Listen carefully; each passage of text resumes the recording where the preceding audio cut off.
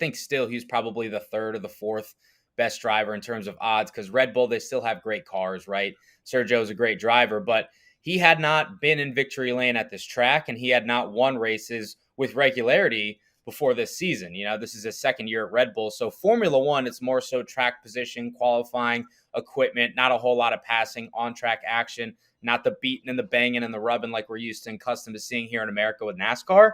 It's not unprecedented, but I don't think a lot of people had Sergio Perez on their list in terms of Monaco winners, but that's why I'd throw some money down on him, right? No doubt. Davey, I don't know what it is, what part of the bed I woke up on, but I was telling my partner it's about credit. We got the hockey playoffs, NBA, and baseball, but you think about these race car drivers, the endurance, the strength, the IQ. Can you speak to what it takes to be at the top of your field in this sport? Because I don't think they get enough love. I can. I'll do my best. I'm in it every single day, right? I kind of live, breathe, and sleep this. And I try to make that clear to some other people. One of your producers, PJ, he's known me all his life. And I try to get him into it. I try to have him watch Daytona. I know he watches Indy a little bit, but he always just tunes in for the last 5-10 laps because that's all you need to, right?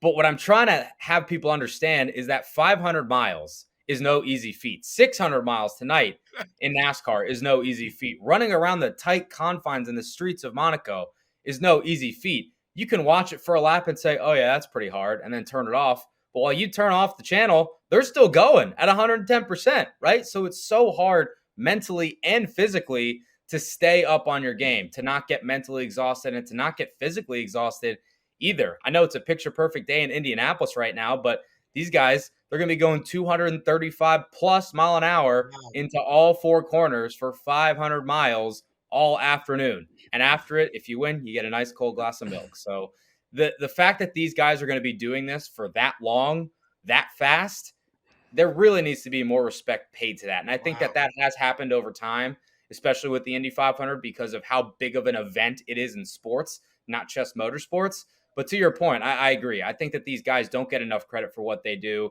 And some people stereotypically may say, well, it's just a bunch of cars driving in circles. But as we know, it's way, way more than that. Yeah, it's about the crew, it's about the driver, and it's about luck, as we know, in a race that long. You got to have luck. You got to avoid the big crash. You also have to be in the right spot at the right time. So as we look to handicap this, Davey Segal here joining us on Sunday's Bets with Guru and Dibs. Who do you like from a chalk standpoint, and maybe who is your wild card for the Indy 500?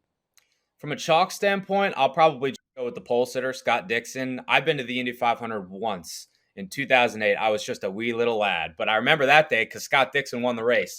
That is his only Indy 500 victory, though, which is a bit surprising considering he is considered one of, if not the GOAT of IndyCar racing, but he has had crazy speed all the month of May. He set the record in qualifying for the fastest 4-lap speed, eclipsed over 234 mile an hour average, which is insane.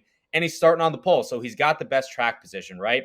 You can't look too far past Elio Castroneves as well, the only 4-time winner in the field, looking to become what would be the only 5-time winner of the greatest spectacle in racing. My pick, though, is Indiana's finest, Ed Carpenter. He's come close in years past, and people may think, well, his time had come and gone. He's probably not going to get one, whatever. I think if you sprinkle some units on Ed Carpenter, you could get a pretty good return on that investment. I'm not saying he's the favorite because he's not, but I'm just saying Indy has a way of having really cool and good feel-good stories come true and come to life. Saw that last year with Elio. Got over 325,000 people there today. I think that place would erupt if one of their own, Ed Carpenter, went to victory lane.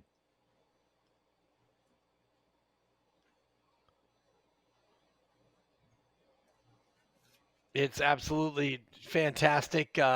Here it's the Indy 500. Davey Segal joining us here on Sunday's Bets. Let's turn our attention to the CocaCola 600, which I love the fact, by the way, that these two races are back-to-back. It really is motorsports big day on Memorial Day. We all know the Indy 500 is traditionally here, and they move the CocaCola 600 at night for NASCAR. What do you think about the CocaCola 600 in terms of selections? Because this is a day that those of us who are not motorsports diehards, we dial in, especially from a gambling standpoint. Who do we like in the Coca-Cola 600 tonight? I think the same thing with Indy, right? I mean, it's a bit of an unpredictable race just because of the length of it. 600 miles is insanely long. For my money, it's too long. That's a different conversation for a different day. But I think you should look at the veterans. You should look at the guys with experience. You should look at the guys this season that have had speed and success on mile-and-a-half tracks, right? Kyle Larson, even though he's starting from the back, defending champion of the series, defending champion of this race. His Hendrick Motorsports teammates, William Byron's won twice this year. Chase Elliott, 2020 champion. He's come real close to winning the Coke 600, finished second for the last 2 years. I think he's got a good shot. So does his teammate, Alex Bowman. Joe Gibbs Racing, they got a fearsome foursome over there as well. Martin Truex Jr. dominated this race. I think he led all but 3 or 4 laps back in 2016, which is insane considering it's 400 laps, by far the longest race on the schedule. I would go with the guys with experience and the guys that have been good this year. One of those guys that may not fit the mold, though, is Daniel Suarez. He runs for Trackhouse Racing, that team co-owned by Justin Marks and international icon Pitbull. Yes, Pitbull. He has not won a race in his Cup Series career. He hasn't won this season, obviously, either. But his teammate Ross Chastain has won twice. He's fast this year. And he's from Mexico. Sergio Perez is from Mexico. He just won. Pato O'Ward's about to go in the Indy 500. He's Mexican. He's got a good shot at it. I don't know. I may be feeling a little tequila tonight. Maybe put some money on Daniel Suarez. Wow. You mentioned Jairo. If I'm correct, he won this event last year in 2 hours and 57 minutes? You talking about Daniel Suarez? Yes. Daniel Suarez didn't win this last year. Last year, the Coke 600 was Kyle Larson. But in the Indy 500 last year, Elio won that one. Ross Chastain won twice this year already. They haven't raced at Charlotte for a points race yet this year, but I'm telling you, I would not be shocked if Suarez were to win this race tonight. Wow. How important would you think the crew is when you're looking to make a wager, especially in the Coca-Cola 600, where, like you said, it's a 600-mile race, going to be multiple pit stops more than the normal race? How much do you look at crew and veterans when you're looking at the kind of team that might be able to win this? It's very important for obvious reasons, right? I mean, 600 miles, 400 laps, you're going to have a lot of pit stops, and there's going to be a lot of room for mistakes on those pit stops, whether it's the driver speeding on pit road, whether it's the team not getting the lug nuts tight enough, whether it's the team not getting the lug nuts on fast enough, whether it's an uncontrolled tire, whether the jack slips while the car is underneath it. There are so many opportunities for mistakes, and those are going to happen, right? It's about limiting those mistakes and not making those mistakes when the money's on the line. When they go to that last pit stop, which is appropriately called the money stop, whenever that does come, the crew's got to perform. There's going to be some that hit it better than others. There's going to be some drivers that have the raw speed better than others throughout the race, but it's a marathon, not a sprint, which is different than most races that we've seen so far this season, right? I know there's been a lot of long races, but this one is by far the longest one. So pit crews have got to be on their game. Crew chiefs have got to be on their game. They got to be thinking ahead in terms of, okay, if a caution comes out in 5 or 10 laps, am I going to pit? Am I going to take 2 tires? Am I going to take 4? They need to be thinking ahead because the driver has enough to worry about inside the race car in terms of making sure that they are mentally focused and physically feeling okay.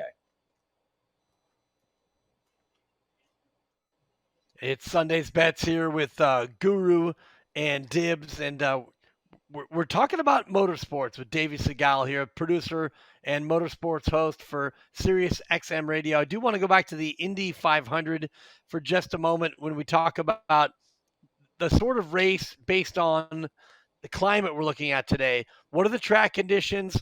What are the situations that may make things a little bit more of a wild card? And also I want to ask you about Jimmy Johnson in IndyCar.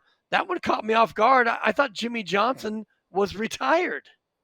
He was, and then he decided not to be. He ran a part-time IndyCar schedule last year, road courses only, because his wife was a little bit trepidatious, with all due. Nice. She had a right to be that way, right? About the ovals and the speed and the danger associated with those in Indy cars and open wheel cars. But he wanted to try his hand at it, and he's run one oval so far in his IndyCar career. It came earlier this year at Texas, and he put on a really, really surprising show. And that's why a lot of people think that Jimmy's going to have a legitimate chance to win this race today. It would be insane if he's able to do that, being a rookie in this race. And he's going to have good weather to do it. To your point, it's a Chamber of Commerce day out there in Speedway, Indiana. No threat of rain, which is good considering what we had this morning in Monaco. But you're not going to expect any weather delays, knocking on wood here, in case Mother Nature tries to play some games with us.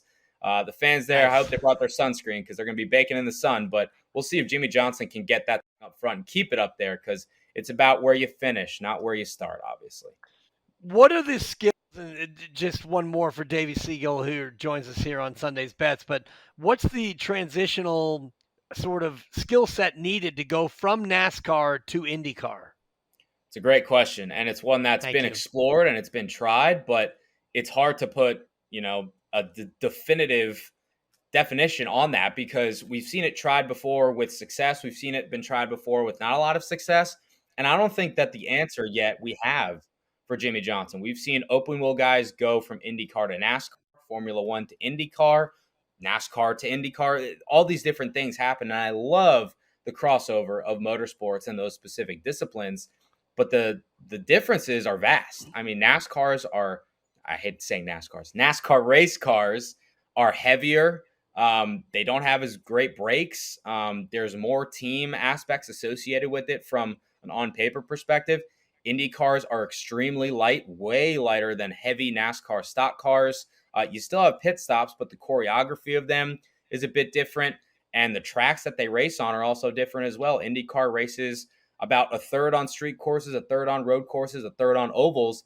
NASCAR, 90% are on ovals. And then they've added a lot of road courses in the past couple years. But the differences are really, really vast. The one thing that I will say that gives Jimmy an upper hand is that in terms of racing this length, 500 miles, again, that's no easy feat. He has more 500-mile races under his belt than the entire field, maybe even combined, given his extensive career in NASCAR. And he has more 500-mile race wins than the entire field does as well. So that may give him an upper hand in terms of mental fortitude and also being physically fit, because he's a very, endurance. Very great point. Davey Segal, thank you so much for joining us here on Sunday's Bets. Looking forward to a full day of racing. Thanks for joining us. Of course. Thanks for having me, guys. I love it. More from Dibs and Guru coming up. Sunday's Bets. We've got baseball action, including an in-game Giants versus Reds. We'll get into that as well. Stay with us all the way until 4 o'clock Eastern. It's Sunday's Bets with Guru and Dibs right here on the BetQL Network.